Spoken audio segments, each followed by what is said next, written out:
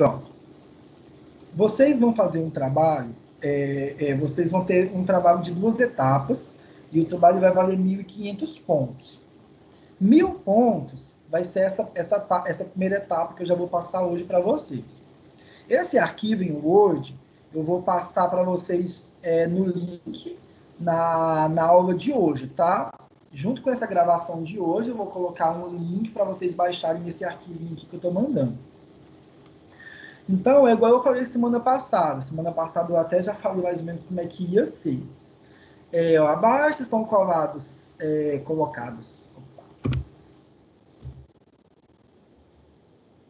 Estão colocados temas relacionados à disciplina de geração e distribuição de vapor.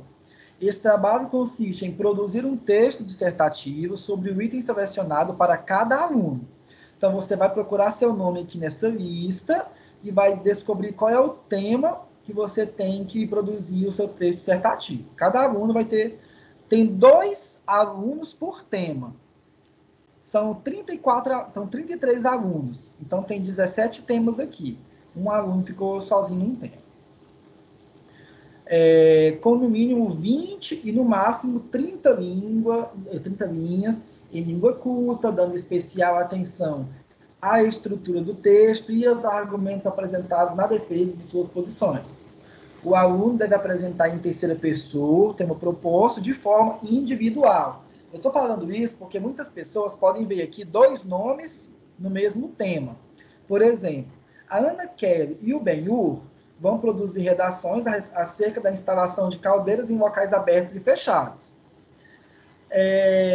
Onde eu vou achar informação sobre isso? Já pode questionar. Lá na NR13, que é o que a gente já vai falar sobre ela, tá?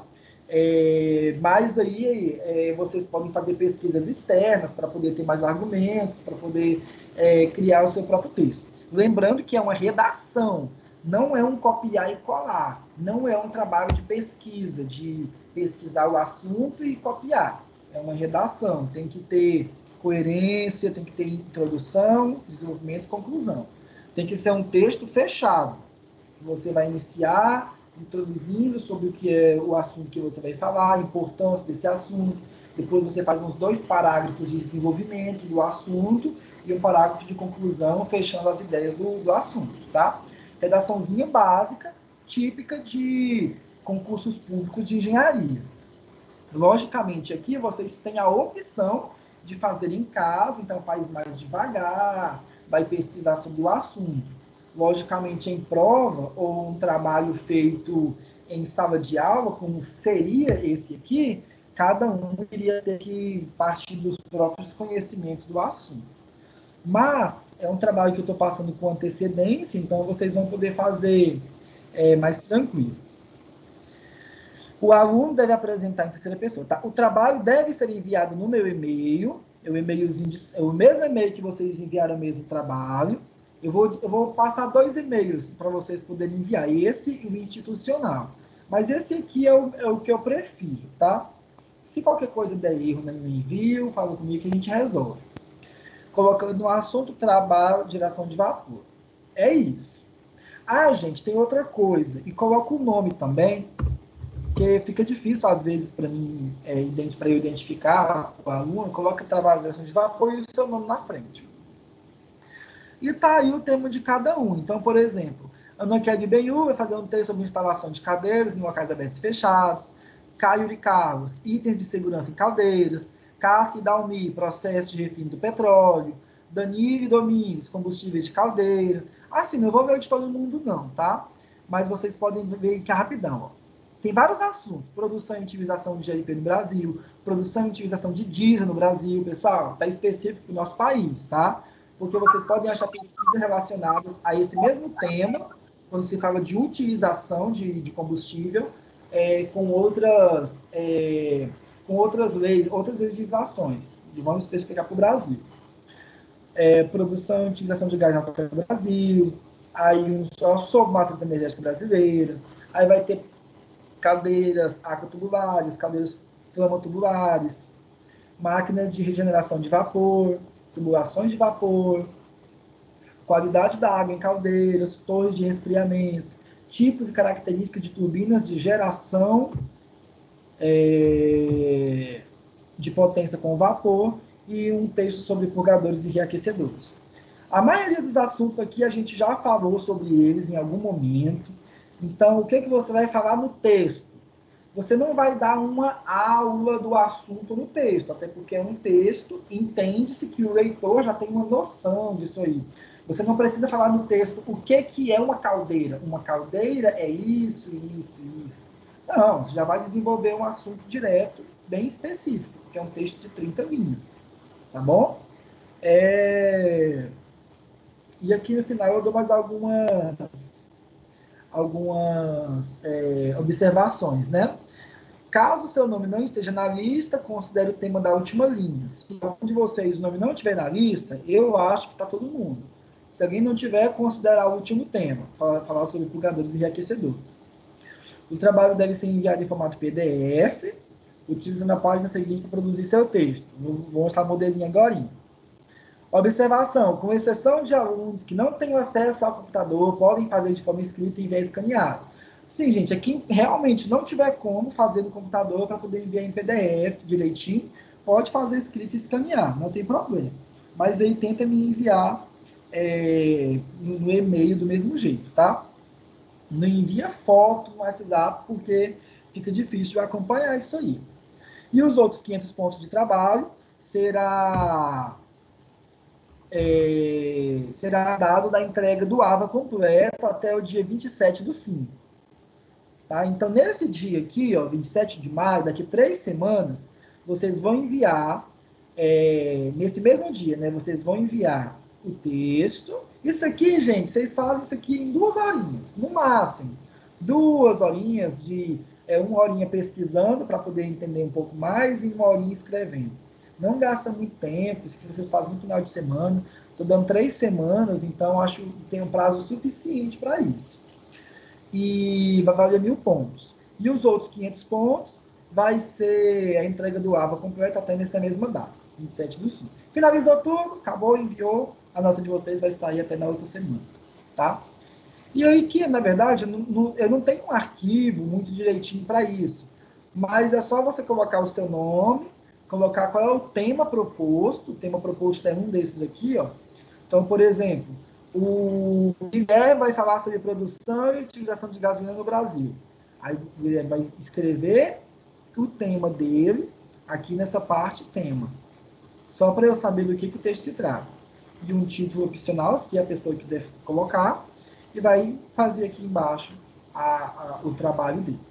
Bom? E é isso, gente. Não tem muita dificuldade. Para essa questão de, é 30 linhas, como é que vai funcionar esse negócio? Gente, é o seguinte, eu solicito, né, que o trabalho seja em fonte Times, uma fonte que todo mundo já é uma fonte mais comum, né, em trabalhos acadêmicos, enfim, e vocês vão utilizar como tamanho 12 mesmo. Ok? Fica fácil, né? A gente vai lá, coloca o tamanho 24, faz um texto bem rápido. Utiliza esse padrãozinho aqui que vai dar certo. Qualquer outro assunto relacionado ao trabalho, depois podem falar comigo individualmente que a gente vai acertando. Mas acho que ficou bem claro, não é nada de outro mundo, tá bom? O que eu falo para não fazerem, né?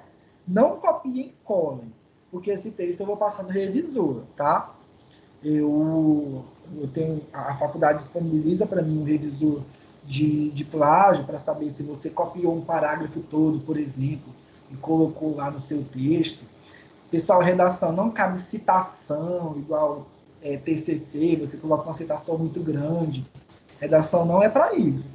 Redação é só um texto que você vai falar sobre o assunto de forma clara em poucas linhas, tá? Eu sei que isso aqui, quando vocês forem pesquisar, vocês vão achar muito material. Aqui é para falar dos pontos mais importantes. E aí é você que vai decidir o que é esse ponto mais importante. E aí eu já adianto, essas redações, à medida em que elas forem sendo lidas e avaliadas, eu vou pegar um arquivo, colocar todas elas, vou disponibilizar para todo mundo ver depois. Isso aqui vai ser como um acervo para quem quiser ler sobre, quero ler o que fizeram sobre torres de resfriamento. Eu vou pegar o texto e vou colocar lá. O que eu posso fazer é tirar o nome do aluno que fez. Se o aluno não quiser, depois eu posso pensar em como eu faço isso. Mas as redações vão ficar disponíveis para todos verem, tá? Todas as vezes que faço redação, e são redações de temas que eu defini, pelo menos é tudo relacionado à disciplina, então é válido vocês terem essa redação disponível, que vocês depois podem ler e aprender um pouco mais sobre outros assuntos que não foi o que você escreveu. E é isso, tá bom? Qualquer dúvida aí podem falar. Acho que não, né? Ninguém está falando nada, acho que todo mundo entendeu. Qualquer coisa podem me perguntar. Em que passo estamos?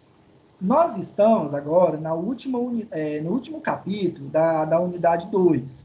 Semana passada, a gente começou a falar a respeito do processo de combustão em caldeiras. Na verdade, não combustão só em caldeiras, né? O processo de combustão em si. E aí eu falei um pouco sobre combustão de gases, que é na seção 2.2.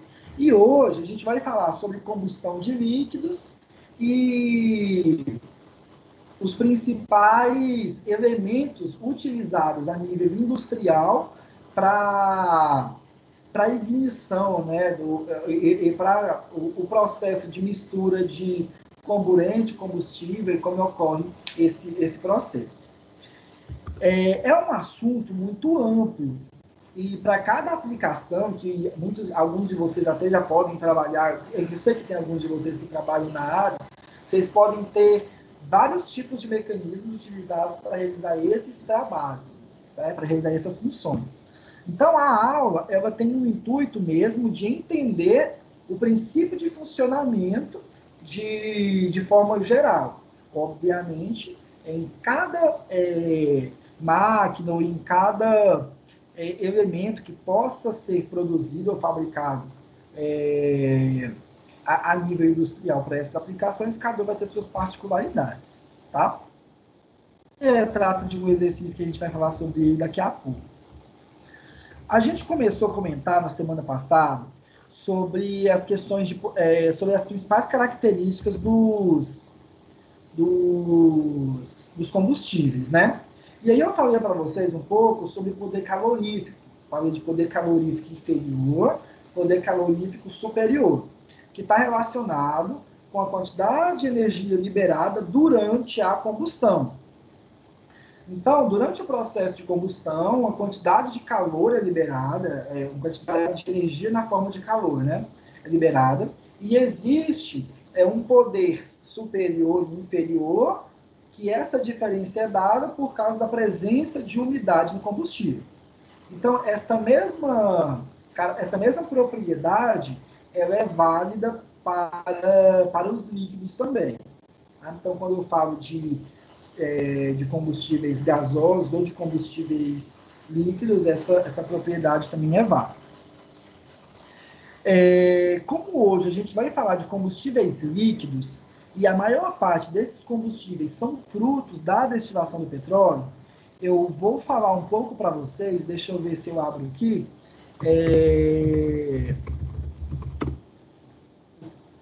Eu tenho um arquivo muito bom, deixa eu ver se esse arquivo está fácil aqui. Desse site aqui da Agência Nacional.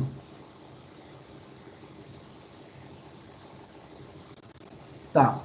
Esse site, gente, é o site da Agência Nacional de Petróleo, Gás Natural e Biocombustíveis, a sigla ANP. A gente vai falar um pouquinho sobre a ANP, tá? Ela regulamenta, é uma agência que regulamenta características e processos relacionados a combustíveis no nosso país. A Agência Nacional de Petróleo, né? Então você entende que todos os derivados de petróleo, combustíveis utilizados ou produção de outros elementos, polímeros, ou enfim, para qualquer utilização, essa agência é responsável, tá? Obviamente, quando se trata de de petróleo, o refino do petróleo para a produção de combustível é o maior foco desse site mesmo, tá? E eles têm um arquivo muito bom falando de refinaria. Mas agora eu vou ter o link dele aqui. No livro do AVA de vocês tem esse arquivo. É esse aqui, ó. Pronto. Esse arquivo, essa imagem, ela mostra a diferença de densidade, né? A gente pode falar densidade. A diferença de densidade que um petróleo possui quando ele está submetido a está em um forno de destilação. A densidade do petróleo, ela varia de acordo com o ponto de fulgor de determinados elementos que constituem o petróleo. Como é que eu vou deixar isso de forma mais clara para vocês? O petróleo, na sua forma natural, ele é composto por vários elementos, inclusive, em sua maioria, hidrocarbonetos, né? São vários anéis naftênicos, anéis benzênicos, que são utilizados na produção de combustíveis, enfim, vai depender da sua destilação. Aí agora eu vou falar um pouquinho sobre como funciona essa questão da destilação mesmo. Dependendo do nível de densidade em cada etapa do processo de destilação do petróleo, a diferença de densidade ao longo do processo de aquecimento vai gerando subprodutos do petróleo. Então, imagina que eu tenho petróleo bruto entrando num forno de destilação. E aí eu vou ter diversos subprodutos dessa destilação do petróleo. Esses subprodutos, num forno de refino, ele vai se decompor em diferentes regiões por causa da sua densidade. Os produtos de densidade mais alta, eles precisam de eles possuem um ponto de fusão bem mais alto. Então, são os elementos que ficam aqui um pouco mais abaixo. Os elementos mais baixos são os elementos alfatênicos, utilizados para produzir asfalto, por exemplo. São os elementos mais pesados, são subprodutos, né, mais pesados do petróleo e possuem um ponto de fusão muito mais alto.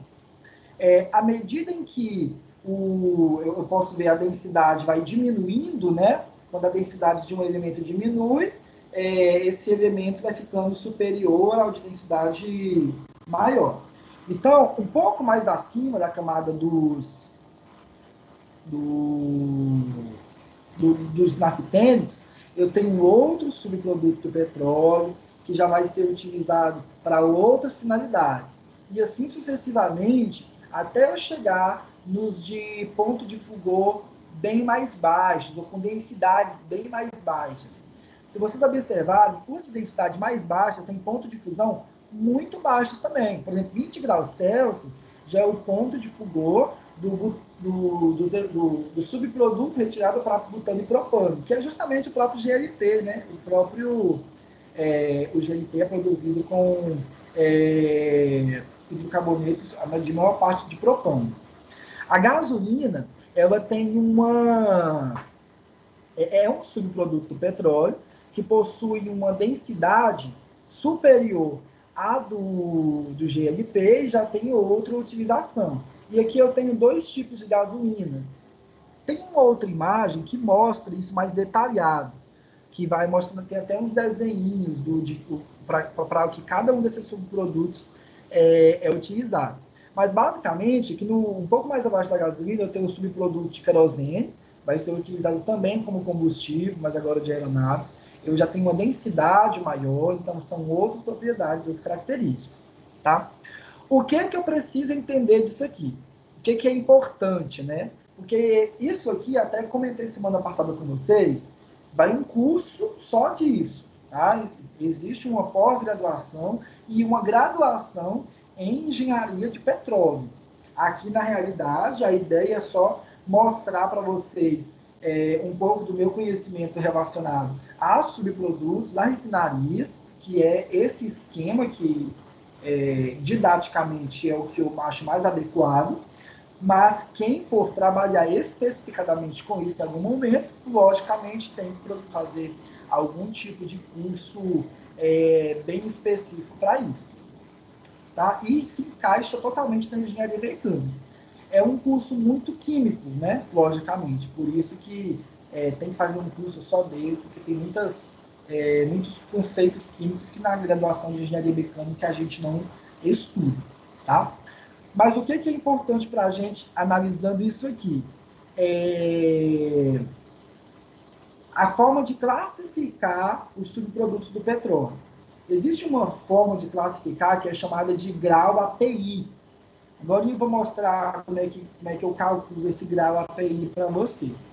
Mas ele está relacionado, ele é inversamente proporcional à densidade.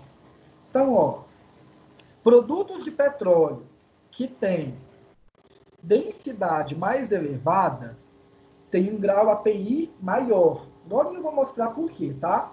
Agora eu vou mostrar a equação e vocês vão entender por quê. Então, produtos que têm densidade mais elevada têm um grau API maior. Produtos que têm densidade mais elevada têm um grau API menor.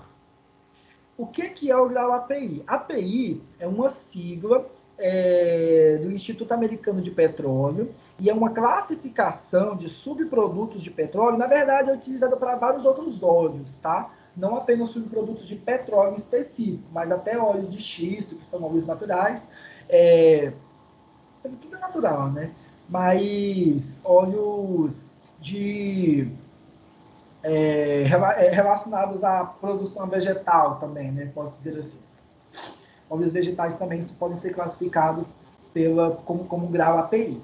Então, é uma classificação internacional que é adotada no nosso país também pela Agência Nacional de Petróleo. Então, nós temos aqui duas agências, o Instituto Americano de Petróleo e nós temos a Agência Nacional de Petróleo. E a Agência Nacional de Petróleo utiliza essa mesma classificação no nosso país. Todo país é assim? Não, tá? Já digo que não. Dependendo de outros países, a maior parte dos países da Europa possuem seus próprios sistemas de classificação. Nós utilizamos o mesmo americano, característica da nossa agência. E o que é que isso tem a ver com o comércio? Quanto maior for a questão do grau API, mais caro é o produto. Vocês podem observar que a destilação do gás butano e propano, ela envolve um processo mais longo, tá? Quanto maior for o processo para destilar, para retirar essa porção de gás butano e propano do petróleo bruto, maior é o grau API, mais trabalhoso é, em nível prático, de adquirir esse material, então mais caro ele fica. Então, essa ordem aqui também é uma ordem de valor comercial. Tá? Então, gás GLP é mais caro que gasolina, gasolina mais cara que querosene, querosene mais cara que asfaltênicos, né? O material de produzir asfalto. Gente, aqui está bem resumido, tá bom? Tem muito mais subprodutos aqui que são retirados para produzir outras coisas, outros elementos, como o plástico, por exemplo. Mas a gente não vai entrar nisso, porque o nosso foco é falar de combustível. Combustíveis líquidos, pelo menos, né? Que é o intuito da aula de hoje. Então, vamos voltar aqui agora para o livro de vocês. Tá? Ó, em relação à densidade, para os combustíveis líquidos, essa propriedade é normalmente expressa em termos de grau API, tá? Em referência ao Instituto Americano de Petróleo.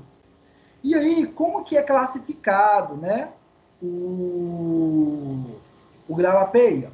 O grau API se relaciona com a densidade relativa do combustível, conforme a expressão a seguir. O que é densidade relativa? Eu acho que eu até comecei a comentar com vocês. Não sei se foi na turma de vocês, mas tem outra disciplina que é bem parecida com essa, eu acho que foi até em outro turno. Densidade relativa, gente, é a densidade do elemento que eu quero estudar dividida pela densidade da água. A densidade da água vai ser adotada como 10.000, tá? Então, 10.000 kg por metros cúbicos. Então, por exemplo, se o óleo tiver densidade de 8.800 kg por metros cúbicos, a densidade relativa vai ser 8.800 dividido por 10.000. Então, vai ser 0,88. Então, densidade relativa é 0,88. Daniel, Oi. da água não é 1.000, não? Sim, da água 1.000. Da água 1.000. E se for um óleo que for 8.800, na verdade 8.800 não, gente, 880, tá? Desculpa, eu falei errado. 8.800 é o peso específico, tá bom? 8.800 é peso específico comum do óleo. É, porque você tava falando Então, 10.000 vai aqui. ser 880.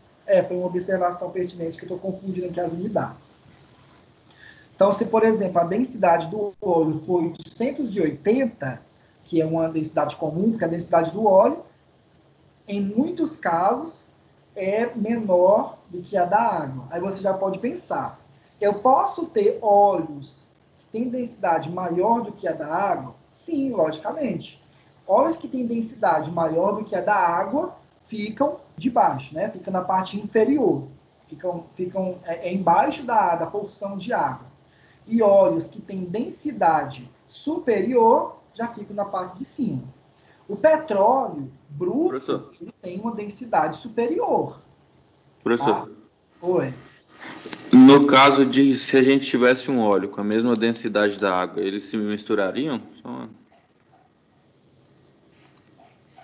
Produtos que têm a mesma densidade, eles entram em equilíbrio, tá? Não é questão de misturar, mas ele pode... É porque, quando eu falo misturar na química, a mistura, ela envolve reorganização molecular.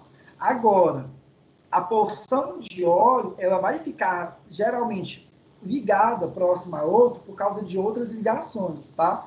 A água, ela tem uma propriedade de dipolaridade. São questões químicas que as moléculas de água vão ficar presas entre elas e as de óleo presas entre elas. Se a densidade for igual, o mais que pode ocorrer é o óleo, uma porção de óleo sempre junta, ficar escoando juntamente com a água no nível médio.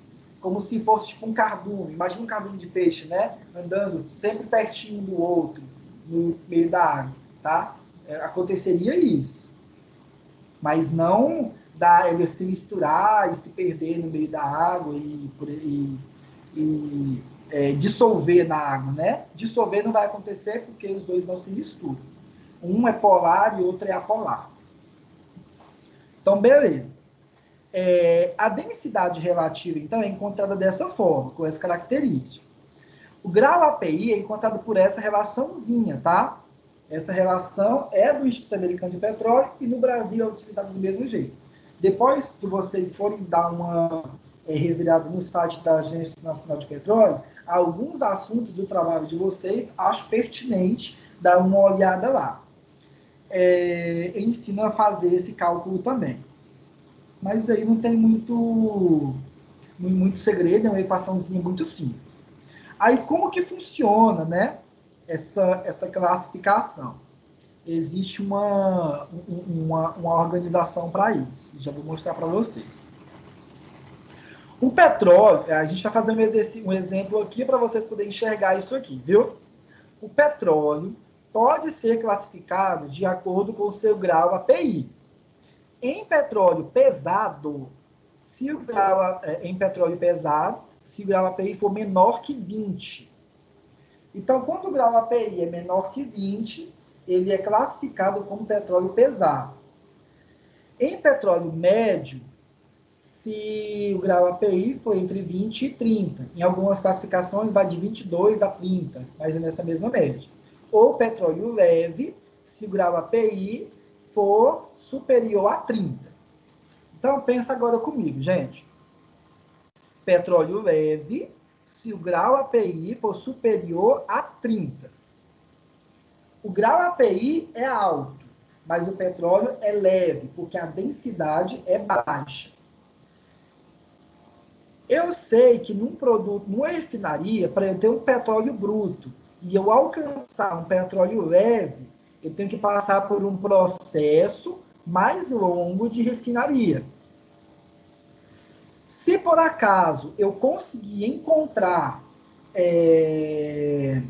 uma quantidade de petróleo na natureza e eu conseguir medir o grau API desse petróleo e eu estipular que o grau API já é alto, então quer dizer que eu tenho uma alta concentração de elementos leves, como gás, ligas de cadeias, né, químicas de butano e propano, ou elementos de octano, que vai formar a gasolina, enfim. O que isso quer dizer? Regiões do mundo em que são descobertas camadas de petróleo subterrâneas que têm graus APIs altos, geralmente são regiões que vai poder se ganhar mais dinheiro, porque são elementos mais caros. Aí esse exercício ele vai falar justamente isso.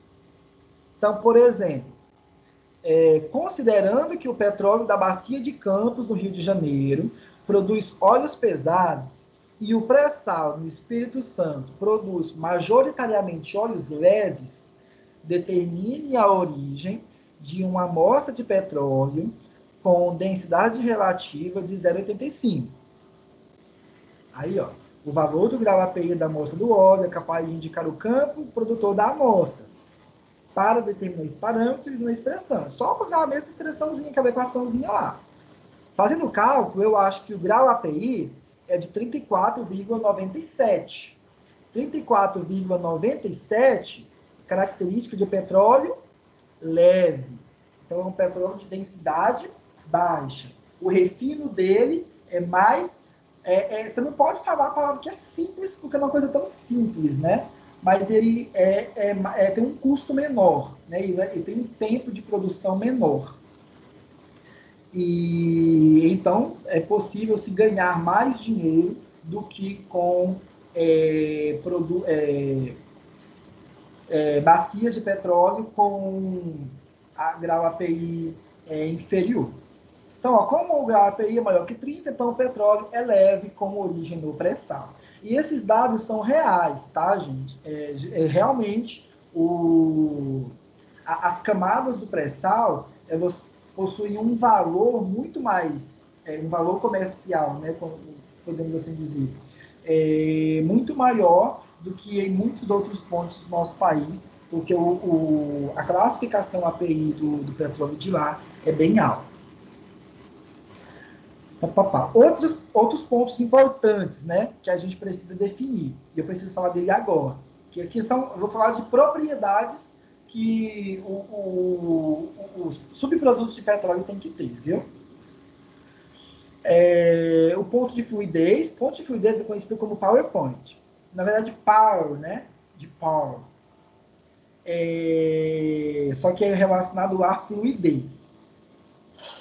O ponto de fluidez é uma temperatura a partir da qual o fluido pode, de fato, começar a escoar. Como é que isso vai ser classificado? Como é que eu vou tentar deixar isso classificado para vocês? Os subprodutos de petróleo, eles possuem uma facilidade muito grande de produzir sedimentos. E conhecer o ponto de fluidez de algum combustível é importante para eu saber se esse combustível é ou não escoável, tá? Para eu controlar esse ponto de fluidez, aí existem várias técnicas empregadas de um pré-aquecimento desse fluido para cada etapa em que ele for passar. Quem regulamenta isso, gente, tem que ser cada país. Cada país tem que regulamentar isso aqui. E no nosso país, essa regulamentação ela é um pouco mais complexa, porque em cada estado do nosso país, cada estado possui características de temperaturas diferentes uns dos outros, em diferentes períodos do ano. Então, eu vou mostrar a tabela da ANP para vocês. Vou até que deixar ela aberta já, para tentar facilitar. Acho que está aqui. É a portaria 80, tá? Essa portaria foi feita em 99, mas ela ainda é atualizada. Ela é a mais atualizada, né, da agência. Deixa eu abrir a parte que vai falar sobre o ponto de fluidez. Aqui, ó, gente.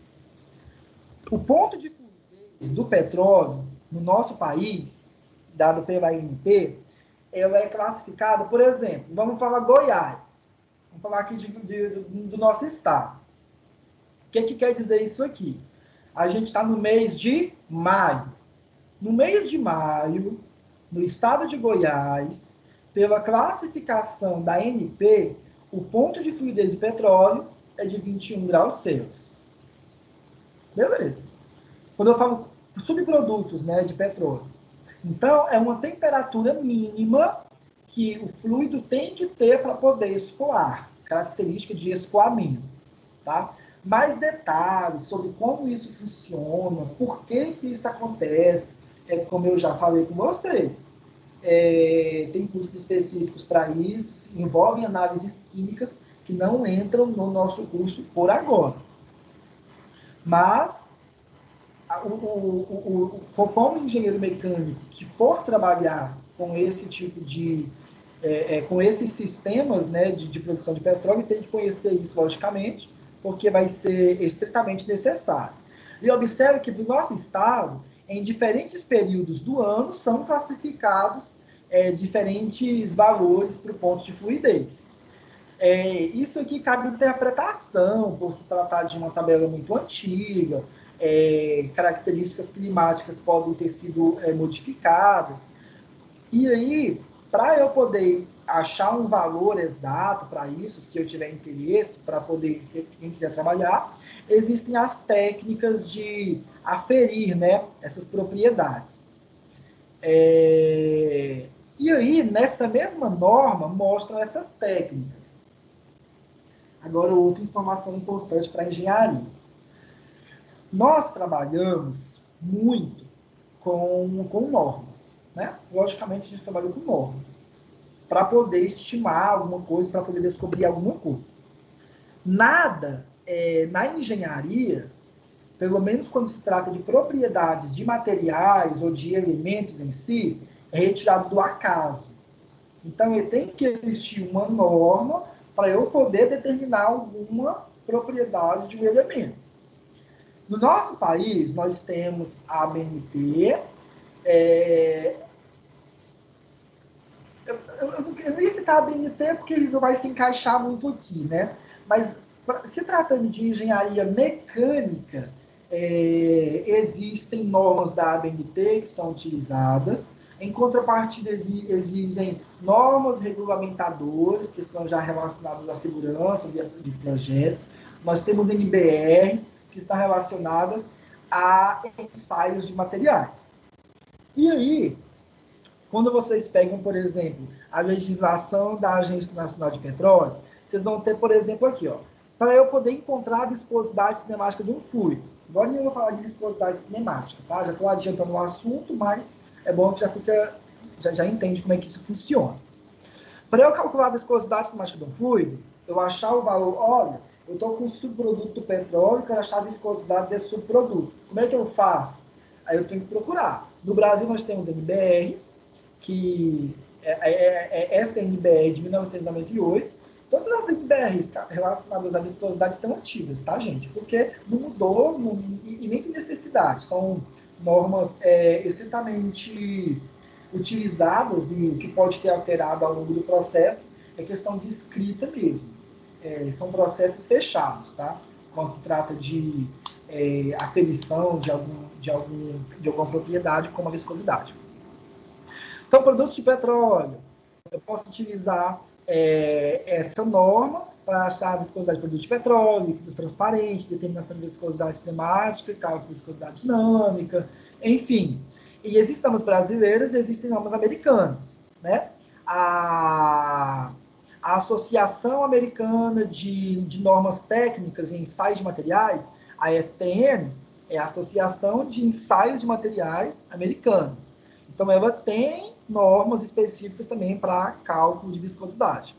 Agora eu vou contar um segredinho para vocês. A maioria das NBRs são cópia e cola das STMs. Não falam tudo, lógico, né? Mas quando eu falo de ensaios de materiais, as normas brasileiras para ensaiar materiais, a maior parte delas são derivadas, né? São normas derivadas da STM, quando eu falo de ensaio. Então, uma norma brasileira para fazer ensaio de tração é uma cópia da norma da STM para ensaio de tração. É praticamente a mesma coisa. Mas, logicamente, está atualizada para características do nosso país. Aí existem normas para poder mensurar a composição, a quantidade de enxofre no petróleo, porque o enxofre, gente, é um elemento bastante presente em derivados de petróleo, e a presença do enxofre produz várias características indesejáveis, tá? Então, existem técnicas para fazer medidas de percentual de enxofre e de medidas de propriedades para poder retirar, né, enxofre da viga, métodos para retirar. E existem vários outros métodos. E aí vem esse método aqui, ó, para ponto de fluidez.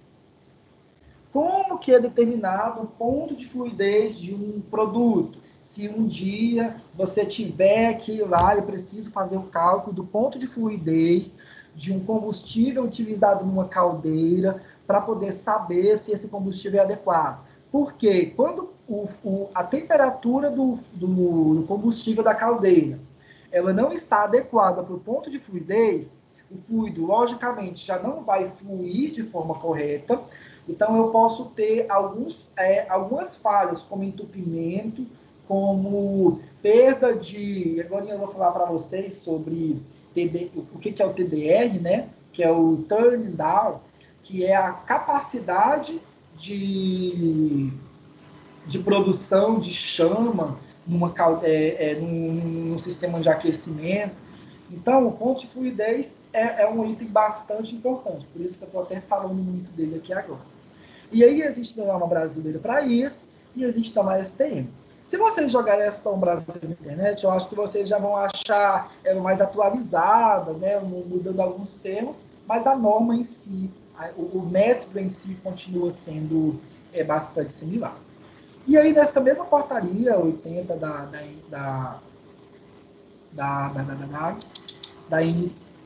ANP, são colocadas outras propriedades também. Essa tabelinha aqui, ó, de especificação dos óleos combustíveis, ela está no livro do AVA de vocês. Aí agora eu vou mostrar essa tabela pelo livro do AVA. É um assunto que eu considero bastante interessante, tá? E aí vai variar de aplicação. Tem alunos que pode ser que se identifique muito com o assunto, tem alunos que às vezes têm mais dificuldade de entender. Então, qualquer coisa aí no final, depois eu vou liberar um espacinho para vocês falarem. Viscosidade dinâmica. Gente, viscosidade é uma propriedade do fluido que você já está acostumado. Nessa altura do campeonato, vocês já sabem que viscosidade é uma dificuldade de escoamento, né, gente? Eu não quero dizer que é dificuldade de escoar, mas a viscosidade está relacionada a tensões cisalhantes, né, nos fluidos. Então, quando eu tenho fluido e sólido em contato, um fluido escoando sobre um sólido, a dificuldade do fluido escoar por causa do nível de tensão que ela aplica no sólido é a viscosidade. Tá bom? Quanto maior a viscosidade, maior é essa dificuldade de escoar por causa do nível de aderência que o fluido tem em contato com o sólido. Então, viscosidade relacionada a isso. Outra coisa interessante, a maior parte da classificação de viscosidade está no sistema CGS. O sistema CGS, a unidade de classificação é o POISE. Tá? POISE, vamos lá, vou até já colocar aqui para vocês. Conversão POISE para centistores. Assim que escreve. Bora lá. falo, todas as vezes que vocês verem um óleo, geralmente a unidade dele vai estar em centstokes. Vai ter esse SCT aqui. Só que a unidade de centstokes é a mesma unidade de centpoise. E centpoise é 100 vezes um poise. Beleza? Por que que isso é importante? Então, bora lá, ó. Viscosidade em fluido. Vou pegar uma tabelinha aqui. Qualquer uma dessas tabelinhas aqui de viscosidade pode ser usada. Deixa eu ver uma... Essa daqui. Então, ó, por exemplo, um óleo comum em aplicação em aplicação de máquinas máquinas hidráulicas, né? A gente vai falar de máquinas hidráulicas no geral. Um óleo hidráulico comum. Não sei se o Lucas está aqui na aula. Deixa eu ver se o Lucas está na aula. O Lucas está aqui na aula. Não sei se ele está prestando atenção, né? Lucas é um Lucas, exemplo. ele é chefe em beber esse óleo aqui, ó. Ele toma banho nesse óleo aqui, lá na hidráulica. O óleo 68 é um óleo classificado pelas normas da ISO, que é encontrado pela padronização, né, pelo ensaio da STM-D 2422. E a característica do óleo, para ele ser chamado óleo 68, é porque ele tem um ponto médio de viscosidade de 68 centistokes. Então, a forma de se classificar o óleo geralmente está em centistokes. Tá? Então, quando vocês verem óleo 68, 108 centistokes. Quando vocês pensarem em óleos de aplicação automobilística, óleo de motor, né? Um óleo 15W40, um óleo 5W30, essa numeração final é a viscosidade em centistokes do fluido. Tá? Isso aqui nem é disciplina de parte de vocês. Eu só estou falando porque muita gente, às vezes, já chegou nesse nível do curso e não chegou a ver isso ainda. Falar sobre isso um pouco. Então, a gente já falou de viscosidade, falou de Stokes, como é que converte. Esse texto aqui é tudo falando como é que isso funciona, tá? Outra propriedade importante. A gente já está finalizando, tá? Essa parte. Outra propriedade importante é falar do ponto de fulgor, que é o flash point, e o ponto de ignição, que é o fire point. A maior parte dos fluidos, ou dos combustíveis industriais, quando são derivados de petróleo, tem uma propriedade de... existe uma temperatura na qual, se ele chegar nela, o fluido vai começar a liberar uma alta concentração de produtos tóxicos. Tá? Pensa no pneu. Quando toca um fogo em pneu, sai aquele monte de fumaça preta. Né? Você pode pensar em qualquer outra coisa, que tem, por exemplo, a temperatura não está tão alta, mas ele já está quente, sai muita fumaça. E aí, quando de fato pega fogo naquele elemento, não tem tanta fumaça. Imaginem isso. Essa é uma propriedade importante também, quando eu falo de combustíveis industriais. Combustíveis, aqui está falando combustíveis líquidos, mas isso também é utilizado para sólidos, tá? Combustíveis sólidos, quando eu falo de pneu, não é utilizado como combustível sólido, obviamente. Mas materiais sólidos, né? Essa propriedade também é válida para outros materiais. Então, ponto de fulgor é o ponto a partir do qual um elemento, pode ser líquido, pode ser sólido, começa a liberar muita fumaça. A palavra não vai ser fumaça, vai ser gases, né? A palavra que vocês vão ver na maioria dos vídeos. Mas imaginem como é muita fumaça saindo, e aí até chegar no ponto de ignição de fato, que é o ponto no qual começa a ocorrer o processo de combustão do elemento. Tá bom? Então, existe essa diferença. E aí, quem define isso é a mesma portaria da ANP, tá? Naquele mesmo arquivinho aqui que eu mostrei para vocês, em algum instante dela, ele fala sobre o ponto de fulgor. Eu acho que eu até deixei passar aqui, mas aqui mesmo eu falo. Aqui, ó. Ponto de fulgor. Determinação do ponto de fulgor. Então, são métodos utilizados para determinar esse ponto. Gente, assim, tá chovendo aqui, tá? Não sei se aí na casa de vocês começou a chover também, mas do nada começou a chover. Ué, acabei de falar isso aqui. Até achei que o microfone estava ativado. Tava pensando, tá bom também. Gente. Então, aí o que mais estava de essencial? Oi. Essa unidade vai ser só teórica mesmo? Não vai ter cálculo igual a gente teve na outra, não? Não, eu fiz os cálculos tudo de uma vez, tá? Agora que de fato é teórico. Cálculo é muito pouco, tá bom? Cálculo é tipo um cálculozinho desse aqui de API, coisinha mais simples, tá? Na parte de caldeiras, não, nem parte de caldeiras mesmo, que é a aula da semana que vem, tem muito cálculo. Não tem. É teoria mesmo. Tem jeito não, gente. Tinha que fugir. A parte de sedimentos, assim, a gente já tem comentado sobre ele.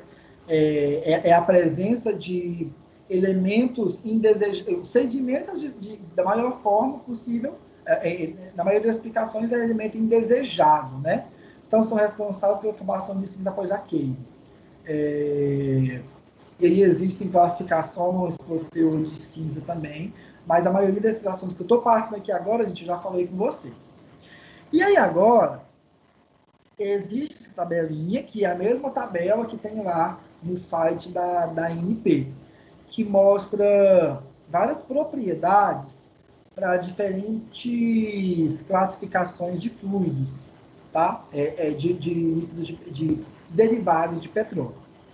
Todas as vezes que vocês virem, por exemplo, a sigla A, B, para A1, B1, A2, B2, o A e o B, ele está relacionado à concentração de enxofre do petróleo.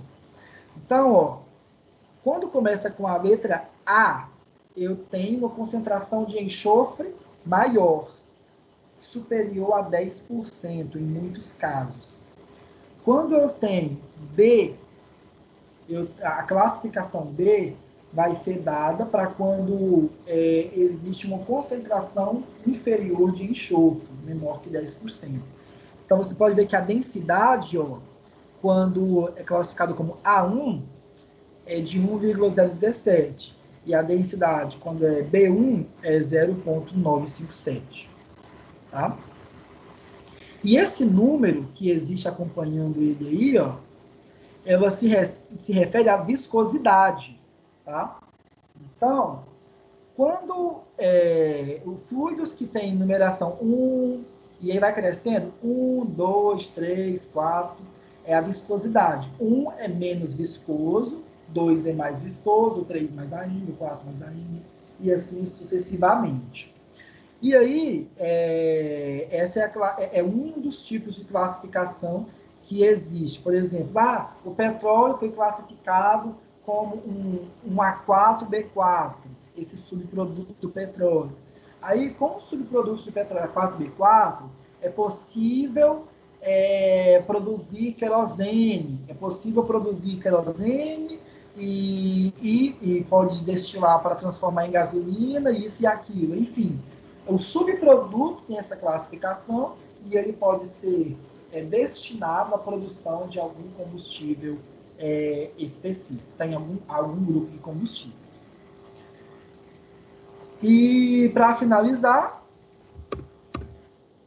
quando a gente pensa em esquema de alimentação de óleo, isso aqui é só um esquema que a gente não vai focar logicamente em todos os itens, mas ela vai de um óleo combustível, no tanque de óleo combustível, vamos pensar agora no sistema de produção industrial, né? Ou no sistema de geração de calor em caldeiras, por combustíveis de petróleo. Então, do tanque de óleo combustível até o sistema de óleo da caldeira, existe um processo pelo qual o óleo vai passar, logicamente. esse processo inclui aquecedores, inclui bombas, inclui filtros, e cada um com suas finalidades. Os aquecedores são utilizados para manter o óleo no ponto na temperatura de fluidez. E não só para isso, logicamente, mas um dos motivos, né? Os filtros são utilizados, logicamente, para filtrar sedimentos do petróleo ou elementos indesejados que podem estar juntamente do óleo. O tipo de filtro a ser utilizado, o elemento filtrante, se vai ser um elemento de celulose, se vai ser um elemento de algum outro tipo de polímero, enfim, existem vários elementos filtrantes, né? E o tipo de elemento filtrante vai ser também dependendo da aplicação e de para onde for utilizado. E as bombas, logicamente, para manter o óleo a uma pressão desejada, que vai ser utilizada no próprio sistema de óleo das caldeiras. Bom, então aí existem diversos tipos de fluxo que um sistema de óleo pode ter para ir do tanque de combustível até o sistema de óleo da caldeira. Isso aqui é só um exemplo, mas pode ser, eu posso ter diversas configurações disso aqui, tá? Uma coisa comum, já para falar, ó, para o bombeamento do óleo, desde o tanque de armazenagem até os aquecedores ou a caldeira, empregam-se bombas centrífugas ou deslocamento positivo de engrenagem. Tá? Se vocês pesquisarem,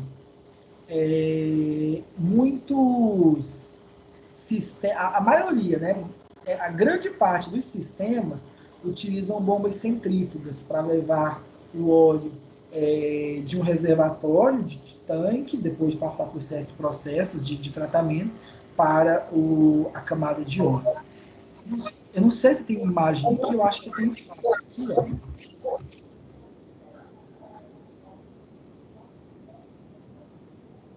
É fácil achar essas imagens. São bombas centrífugas.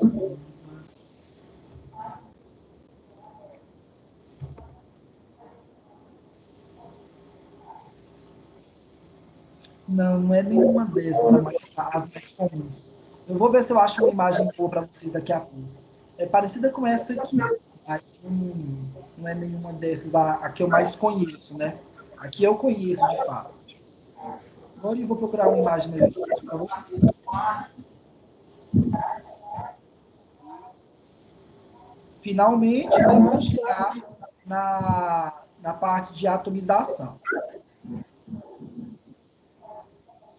A atomização. O que é a atomização? Quando eu falo de combustíveis líquidos, é necessário... Tem alguém com o microfone ligado aí? Deixa eu ligar aqui. Guilherme aí, ó.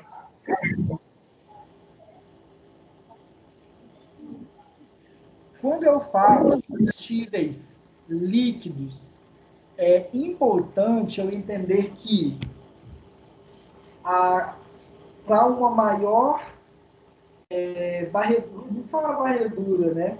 Mas quando eu vou fazer o preenchimento de uma região de combustível para que exista uma combustão um pouco mais, com uma chama maior, eu preciso entender qual é o tipo de combustível que eu uso. Quando se trata de combustíveis gasosos, então eu vou injetar combustível e comburente, vou acender uma ignição e, logicamente, isso já vai gerar uma chama. E aí eu posso variar o tamanho dessa chama, variando a vazão de gás, né, no processo, para aumentar o tamanho da chama. Agora, quando eu falo de combustíveis líquidos, eu preciso passar por um processo conhecido como atomização. Gente, atomização nada mais é do que pegar um combustível que está líquido e dividir ele em milhares de gotículas. Várias gotículas, geralmente vai ser dado como um formato cônico, né? E aí, por causa desse formato cônico, vai alcançar um volume maior de espaço, que quando ele se misturar com o comburente, porque imagina o seguinte, quando eu penso em gás e comburente, que é ar, que é oxigênio, a mistura é instantânea. Agora, quando eu penso em combustível líquido e ar comburente, a mistura é superficial. O combustível ele vai se misturar apenas na superfície com o... Então, ele vai queimando por camadas, né? Podemos assim dizer. Logicamente, não é bem assim que acontece, é tudo muito rápido, mas a gente pode entender que vai queimando por camadas. Vocês percebem isso quando se você derramar, por exemplo, álcool no chão. Muita gente já viu isso, já fez isso. Faz uma pocinha de álcool no chão e coloca fogo lá. Você vai ver o fogo em cima do álcool e o álcool está lá, o fluido, né? Aí, à medida em que vai sofrendo o processo de combustão, aí vai diminuindo a quantidade de álcool. Só que eu não quero que isso aconteça dentro de uma caldeira. Eu quero que seja um processo rápido, instantâneo, com uma chama grande. Por isso eu preciso de uma alta, de um preenchimento de gotículas, porque cada gotícula vai estar envolvida por uma quantidade de ar, que é o comburente, e aí vai ter uma chama maior com propriedades mais interessantes. Isso é justamente uma desintegração, né? Estou desintegrando o líquido em gotículas. Tá? E aqui mostra algumas formas de ocorrer isso, não são imagens muito boas, mas eu acho que isso não é um item que é muito complexo de você entender como funciona. Tá? A maioria dos processos de atomização funciona com atomizadores movidos a vapor. Porque eu preciso de alguma fonte de energia para poder acionar o atomizador. Gente, atomizador é só um mecanismo, tá? Não é nada de outro mundo, não é uma coisa tão complexa. É um mecanismo. Eu posso comparar com aquele de spray, quando a gente vai passar roupa, né? Não sei se vocês já passaram roupa. Acho que todo mundo já passou roupa. E aí tem aquele sprayzinho que você joga água e sair vários gotículas. É o mecanismo que bombeia, né, o fluido que está lá dentro do reservatório e vai sair em forma de gotículas. É só um dispositivo. E aí, esse dispositivo, para funcionar, ele pode ser manual, mas isso não é interessante a nível industrial. Pode ser também automatizado, e aí pode funcionar com... uma própria porção de vapor pode ser utilizada para isso. Também pode ter aplicações automações pneumáticas, hidráulicas para funcionar isso aí. Isso aí não é o nosso foco, também nem precisa focar muito nisso aí. E aí a gente finaliza essa unidade, esse capítulo aqui são exercícios, né? O que eu quero ver com vocês aqui rapidão?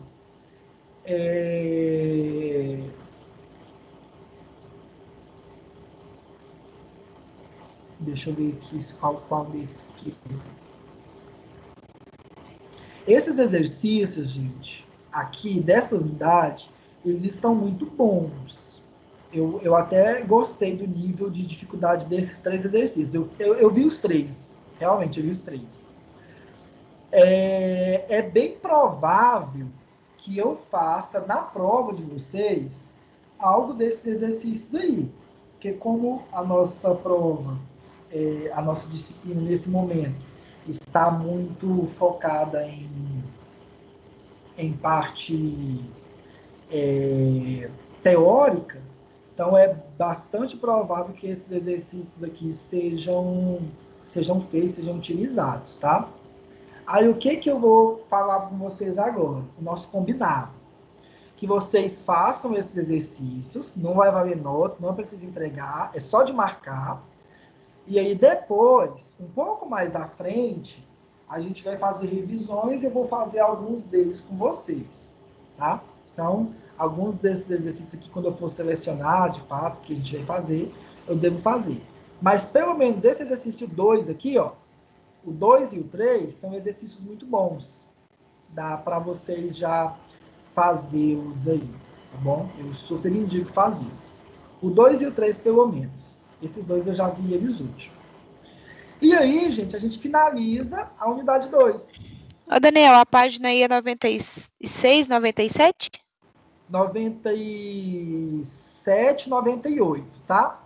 Beleza. Na verdade, vai dar 96 até a 98. Tá bom? Fechou. 96, 98. E aí, a gente finaliza hoje a unidade 2. Nós ainda temos a unidade 3 e a 4 para trabalhar. A unidade 3, a gente vai focar no estudo de caldeiras, tá? A gente vai falar geração de vapor, equipamentos. Na realidade, aqui vai falar mais sobre caldeiras. A gente vai falar semana que vem, então, sobre caldeiras aquatubulares e caldeiras formotubulares. E aí, semana que vem é a aula relacionada a isso. Eu acho que semana que vem a gente vai ver só, pelo menos, as aquatubulares. Os formotubulares a gente vê na outra aula. Que aí a gente finaliza a unidade 3 um pouco mais. A unidade 3 também, não, igual a unidade 2, a gente começou semana passada e hoje, né? A gente finalizou em 2 aulas. A unidade 3 tem 2 aulas, e a unidade 4 provavelmente em 2 aulas também. E aí até finalizar todo o conteúdo de vocês. A gente já está perto do final, porque essas outras unidades são menores, são assuntos mais rápidos, tá bom? E aí que é o que a gente vai ver depois. Já dei uma olhada em tudo isso aqui, são assuntos pertinentes, eu super concordo falar sobre tudo isso aqui com vocês, eu dei uma checada geral no que a ementa de vocês quer, e são assuntos interessantes. Vai ser formotubulares primeiro. Depois que vai falar sobre as aquatubulares, tá? Essa primeira parte aqui do capítulo 3 está quase relacionado com o que a gente fez hoje, sobre combustíveis. Então, a gente vai falar um pouquinho dela também na aula da semana que vem, tá? Quem chegou depois do início da aula, quem chegou depois, não sei se ouviu a explicação que eu dei sobre o trabalho de vocês, que vocês vão entregar. Nem sei se alguém chegou depois. Alguém aqui não ouviu a explicação sobre o trabalho que eu passei? Ou todo mundo ouviu? Porque se todo mundo Não, tiver Daniel, ouvido... por favor, explique mais uma vez. Ó, Eu cheguei depois. Resumindo, então eu vou sair, vou fazer TCC. Quem falou isso? Foi a Larissa? Foi, senhor. Não, tudo bem. Então a gente finaliza a aula, a gente finalizou a aula agora. Quem não viu a explicação sobre o trabalho,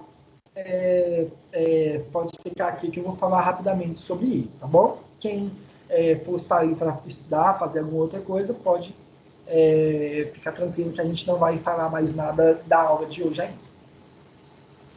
O trabalho que vocês vão me entregar no dia 27, deixa eu achar aqui Gente, é matéria demais.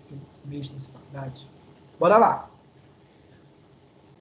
O trabalho de vocês são 2 trabalhos que vai valer os 1.500 pontos.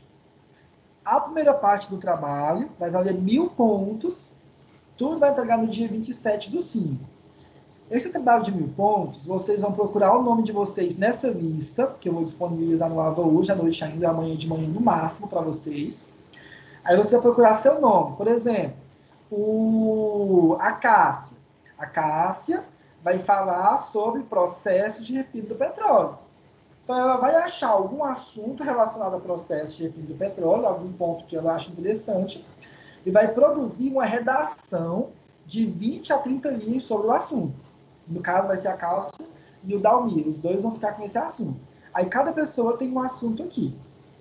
Seu nome é para estar aqui. E é uma redação de no mínimo 20 a no máximo 30 linhas, tá? Então é redação, então tem que ter introdução, desenvolvimento e conclusão. No máximo uns 4 parágrafos, com ideias claras, objetivas, não precisa ficar ensinando o que é as coisas na redação. Não é um TCC, não é um texto para ensinar as coisas. É um texto para você argumentar sobre alguma ideia sobre o assunto, mas tem que ser em terceira pessoa. Tá? Então, por exemplo, imagina-se que é assim, assim, entende-se que é assim, assim, e não falar assim, eu entendo que funciona assim, eu acho que não é assim. Esse tipo de coisa não é aceitável em dissertação. Tá? individual, cada um faz o seu, e enviar por e-mail. E aí vai colocar no assunto assim, ó, trabalho, geração de vapor e o seu nome na frente. É isso. E aí isso aqui tem que ser enviado no dia 27, neste e-mail. Ao mesmo tempo que você vai fazer isso, você vai fazer o seu AVA. Você vai entrar no AVA, fazer as sessões unidades 3 e 4, tá, gente? Vou usar as unidades 3 e 4. E no dia 27, eu vou tirar o relatório. E aí, se você tiver completado o relatório das unidades 3 e 4, você já alcança os outros 500 pontos. E aí vai dos 1.500 pontos e aí consegue finalizar a pontuação de trabalho. Todo mundo vai ficar feliz com seus 1.500 pontos, tá bom? Lógico que o trabalho da redação é avaliado, tá? E eu faço questão de ler todas as redações. E já tive a redação bem rápida. Eu leio a redação, vejo como é que está o português, vejo como é que está a ideia, vejo se tem sentido, vejo se tem plágio e lanço a nota, tá bom? Plágio é o seguinte, você vai lá, copia um parágrafo todinho da internet, coloca na sua redação e fala que foi você que fez.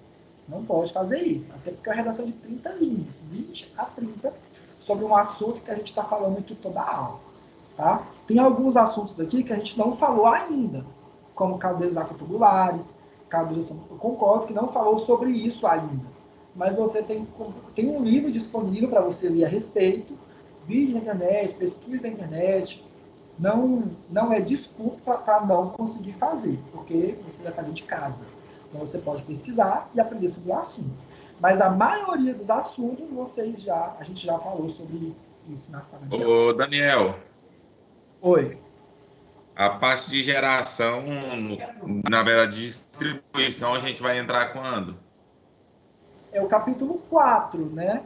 A unidade. Como assim, distribuição? Você quer falar distribuição de vapor?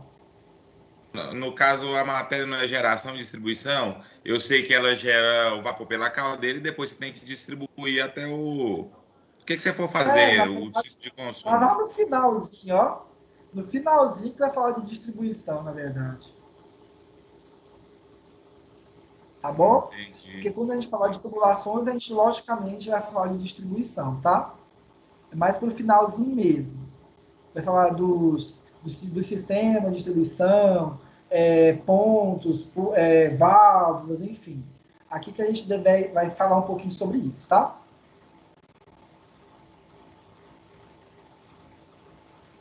Tá mais pro finalzinho. É a última parte da disciplina.